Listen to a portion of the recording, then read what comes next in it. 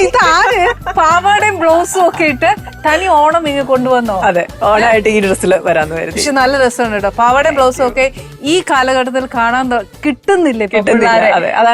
ഭയങ്കര ട്രഡീഷണൽ ആയിട്ട് പാവാടയും ബ്ലൗസും ഒക്കെ എടുത്ത് നല്ലൊരു എന്താ പറയാ നാടൻ പെൺകുട്ടിയെ പോലെ വന്നിട്ടുണ്ട്. കാണാൻ നല്ല ഭംഗിയുണ്ട്. Touch wood. അല്ല, ഭംഗി നമ്മൾ ആസ്വദിക്കേണ്ട കാര്യമല്ലേ അല്ലേ? പിന്നെ ചേച്ചിയും അതേപോലെ എന്ത് ഭംഗിയായിട്ടാണ് എനിക്ക് ഭയങ്കര ഇഷ്ടം. നല്ല കോമ്പിനേഷൻ, വൈറ്റ് ആൻഡ് ഗ്രീൻ അല്ലേ? ഇതൊരു പ്രത്യേക ഒരു രസം. എന്താ പറയാ, നമ്മള് മുണ്ട് നേരിയതൊക്കെ നേരിയ സാരിയിലൂടെ പച്ച ബ്ലൗസ് ഒക്കെ ഇടുക എന്നൊക്കെ പറയില്ലേ?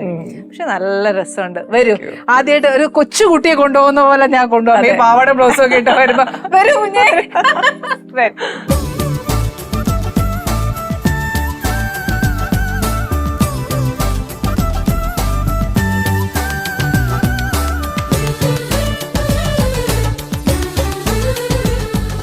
ഈ ഒരു വേഷത്തിലുണ്ടല്ലോ, എനിക്ക് ഭയങ്കരമായിട്ട് ഇന്റർവ്യൂ ചെയ്യാനൊന്നും തോന്നുന്നേ ഇല്ല.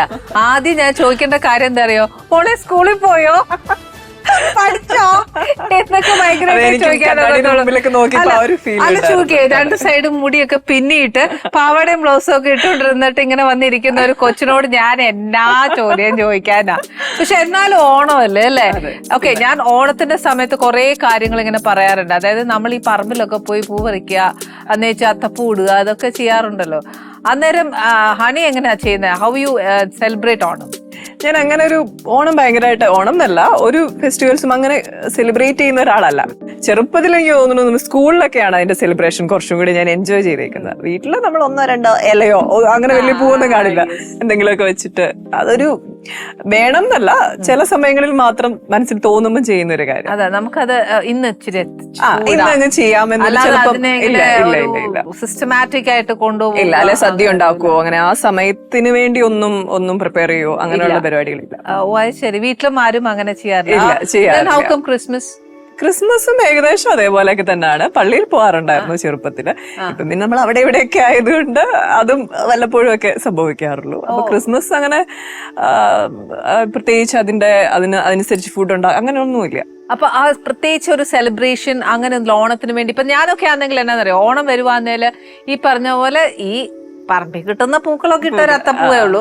പക്ഷെ സദ്യ ഉണ്ടാക്കാൻ ശ്രമിക്കും. ഐ മീൻ അറ്റ്ലീസ്റ്റ് നമുക്കൊരു നെക്സ്റ്റ് ജനറേഷനിലേക്ക് ആ കൾച്ചർ പകർന്നു കൊടുക്കാനായിട്ട് നമുക്ക് കിട്ടുന്ന സർട്ടൺ മൂമെന്റ്സ് അല്ലേ, അപ്പൊ അതിനു വേണ്ടി ചെയ്യാറുണ്ട്. അപ്പൊ ഞാൻ അതാ ചോദിച്ചത്, ഹണിയുടെ വീട്ടിൽ അങ്ങനെയുണ്ടോ? അറ്റ്ലീസ്റ്റ് ഒരു സദ്യ, നമുക്ക് സദ്യയുടെ കാര്യങ്ങളൊക്കെ നമുക്ക് അറിയാം. ഇന്നതാണ് സദ്യ, ഇങ്ങനെയാണ് എന്നൊക്കെ സദ്യയൊക്കെ കഴിക്കാൻ വലിയ ഇഷ്ടമല്ല. അതാ, നോൺ വെജിനകത്ത് കിടന്ന് കളിക്കുന്ന ആൾക്കാർക്ക് സദ്യയോടൊരു ഇച്ചിരി ഒരു പ്രയാസം കാണുമായിരിക്കും അല്ലേ? അതുകൊണ്ടല്ല, എനിക്കങ്ങനെ ഒത്തിരി കറികൾ കൂട്ടി അങ്ങനെ കഴിക്കുന്നതിലും 1-2 നമുക്ക് ഇഷ്ടമുള്ള കറികളും. എന്നാ ഫേവറേറ്റ് ഇഷ്ടം? നാടൻ ഫുഡ് ഭയങ്കര ഇഷ്ടമാണ്. കപ്പ, മീൻകറി, അല്ലെ ബീഫ്, അങ്ങനെയൊക്കെയുള്ള സാധനങ്ങൾ. കുക്കിംഗ് ഭയങ്കര ഇഷ്ടമാണ്. അപ്പൊ ചുമ്മാ ഹണിയുടെ വീട്ടിൽ വരുന്നവരൊക്കെ ഭയങ്കരമായിട്ട് ഒരു വലിയ വിശേഷം പറയാറുണ്ട്. എന്നാന്നറിയോ, വരുന്ന ഗസ്റ്റിനൊക്കെ ഹണി തന്നെ ഇനിഷ്യേറ്റീവ് എടുക്കും അവർക്ക് വിളമ്പി കൊടുക്കാനും അവരെ ഊട്ടാനും ഒക്കെ ആയിട്ട്. അതെന്നാന്നോ, ശരിക്കും എല്ലാരും പറയുന്നത് എന്നാന്നറിയോ, ഇതൊക്കെ സാധാരണ നമ്മുടെ അമ്മച്ചിമാരൊക്കെ പറഞ്ഞു തരുന്ന ഒരു കാര്യമാണ്. വീട്ടിൽ അങ്ങനെയാണ് ഇപ്പോഴും ഞാൻ കണ്ടേക്കുന്നത്. അപ്പം അവരെല്ലാം എല്ലാരും വരുന്നവരെ ഒന്ന് വയറ് നിറച്ച് ഊട്ടി വിടുക എന്നുള്ളത്, നമ്മൾ തന്നെ അത് വിളമ്പി കൊടുക്കുക. ദാറ്റ്സ് എ ഗുഡ് ക്വാളിറ്റി അല്ലേ? എനിക്ക് അങ്ങനെ എന്റെ മൈൻഡിൽ ആ ഒരു കാര്യമുള്ളൂ. അല്ലാതെ നമ്മൾ അങ്ങനെ ഫുഡ് വെച്ചിട്ട് മാറി നിൽക്കുക എന്നുള്ള ഒരു രീതി ഞാൻ കണ്ടിട്ടേ ഇല്ല. വീട്ടിലൊക്കെ തന്നെ അവരെ നമ്മൾ തന്നെ സെർവ് ചെയ്യും. അവർ വേണ്ടാന്ന് പറഞ്ഞാൽ കുറച്ചും കൂടി കഴിക്കാന്ന് പറഞ്ഞിട്ട് അങ്ങനെ അതെനിക്കൊന്ന് കുക്ക് ചെയ്യുന്നവർക്ക് കുറച്ചുകൂടി ഇഷ്ടമാണെന്ന് തോന്നുന്നു. ബിക്കോസ് ഹണിക്ക് ബേസിക്കലി കുക്കിങ്ങിനോട് ഇഷ്ടമുണ്ട്, കുക്ക് ചെയ്യാറുണ്ട്.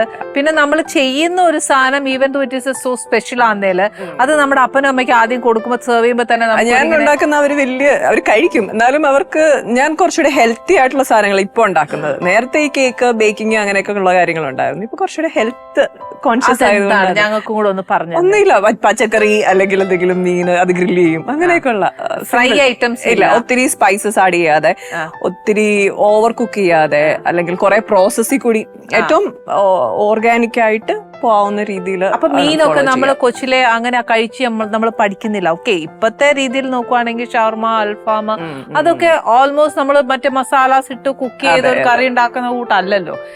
ഇത്രയും ഹെൽത്ത് കോൺഷ്യസ് പണ്ടത്തെ ആൾക്കാർക്കില്ലായിരുന്നു. പക്ഷെ ഇപ്പത്തെ ജനറേഷൻ ഭയങ്കര ഹെൽത്ത് കോൺഷ്യസ് ആണ്.